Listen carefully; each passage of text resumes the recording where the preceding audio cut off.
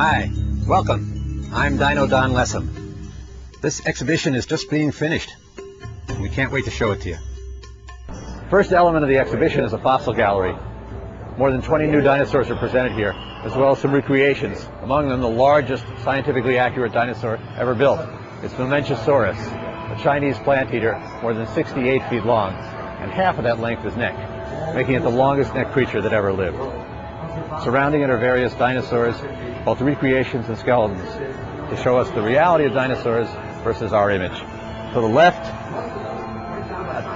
a welcoming robotic greeter, also manned at times by an individual host.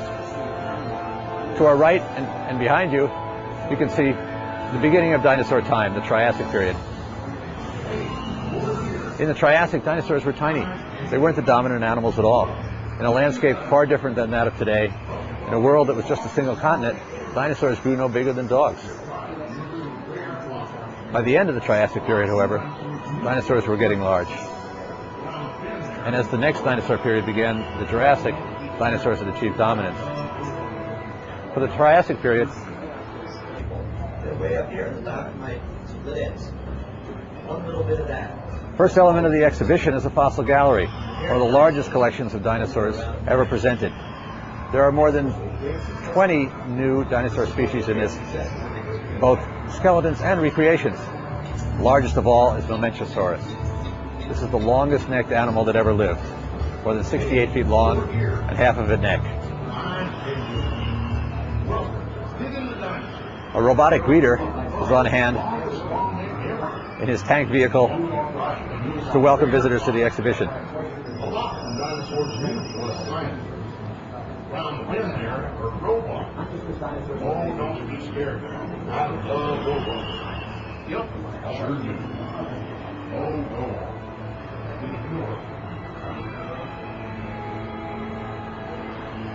There are fossils everywhere that kids can touch.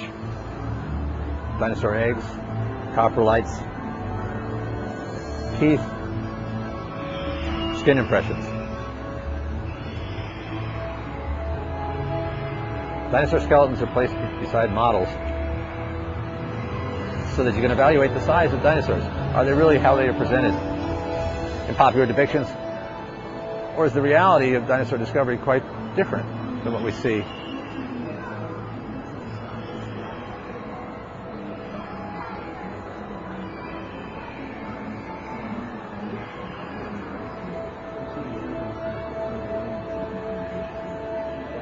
The exhibit follows a dinosaur timeline, the development of dinosaurs through time.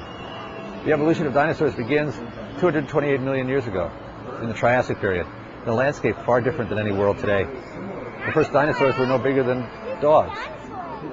Yet, within 20 million years, they've grown to the size of 20 feet long. It came to dominate the landscape.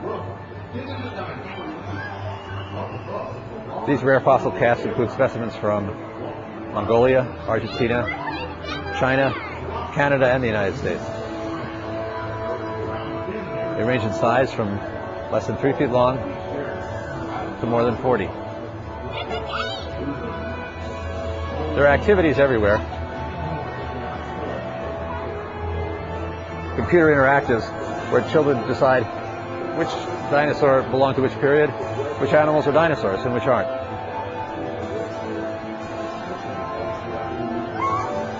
Railings hold fossils that you can put your hands on, while behind the railings are those you can't. Full-size dinosaurs, some of them recreations that are not seen outside of their native countries before.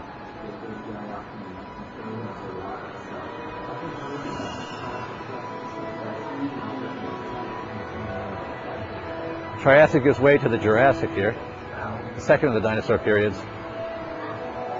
where the Earth splits into two supercontinents. And here, finally, dinosaurs get huge. The animals that we're most familiar with in North America. But in this exhibition, their counterparts from Asia and South America are presented, animals less familiar but equally impressive. This European meat-eater, Compsognathus, obviously tiny, one of the smallest of all dinosaurs. clear relative of birds. It's contemporary at the same time and place as Archaeopteryx, the first bird. Dinosaurs from the Jurassic feature meat eaters from China, like Monolophosaurus and Yangchuanosaurus, which are among the largest meat eaters of the Jurassic period. A juvenile Camarasaurus in a plaque mount, that is, just as it was discovered, in this remarkable specimen from Utah. Last of the dinosaur periods is the Cretaceous. Here is a modern world of flowering plants, of continents that have a shape much like they do today. A giant skull of an ankylosaur, an armored dinosaur, and the growth series, bones from a duck-billed dinosaur, as they quickly developed from an embryo to a full-sized adult.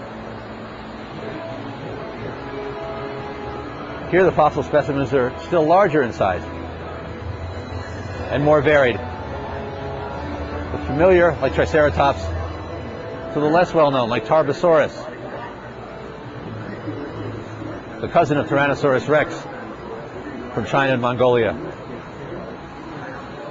Huge bones like the largest single dinosaur bone in the world from Argentinosaurus, one vertebra from an animal 100 tons, 4 school buses long. And among the most rare specimens, the head and neck of a Margosaurus, a peculiar plant eater, a 4-legged creature from South America with weird, inexplicable spines sticking out of its neck. This is the only specimen of its kind in North America. Here, viewers must make a choice. Visitors to the exhibit have to decide whether they're going to go where dinosaurs are friendly or where they're not so friendly. For young children, it's a separate pathway as you move through a robotic world of dinosaurs in their environments. Here, full-size robotics are displayed. Dinosaurs with a range of movements, but always as they were in size compared to those in life. Protoceratops is a tiny plant eater. And here, Tyrannosaurus rex in this domain, in a world that's also populated by raptor dinosaurs.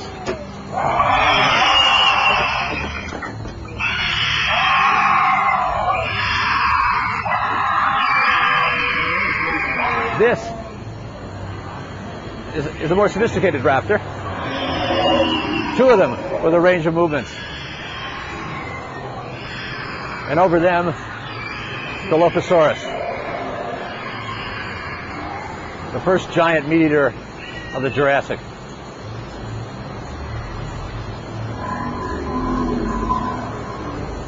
Not everyone can escape from the dinosaurs.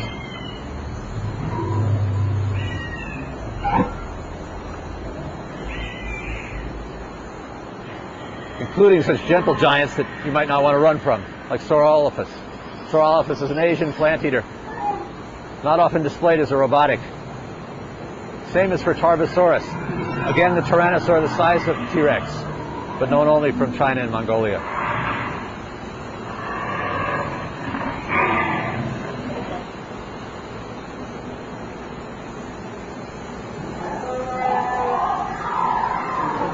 This fantastic world of dinosaurs contains a waterfall, a 15-foot high volcano, and more than half a dozen animals.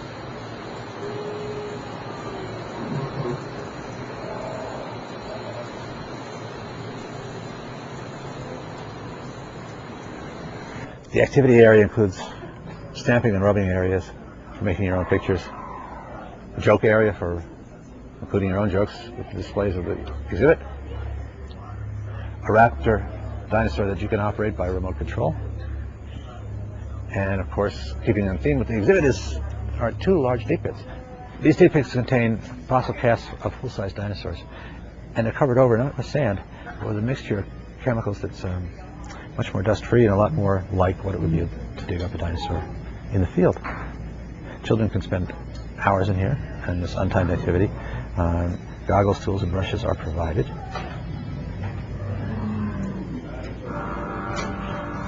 There's also a soft nests for play and large bones to sit on.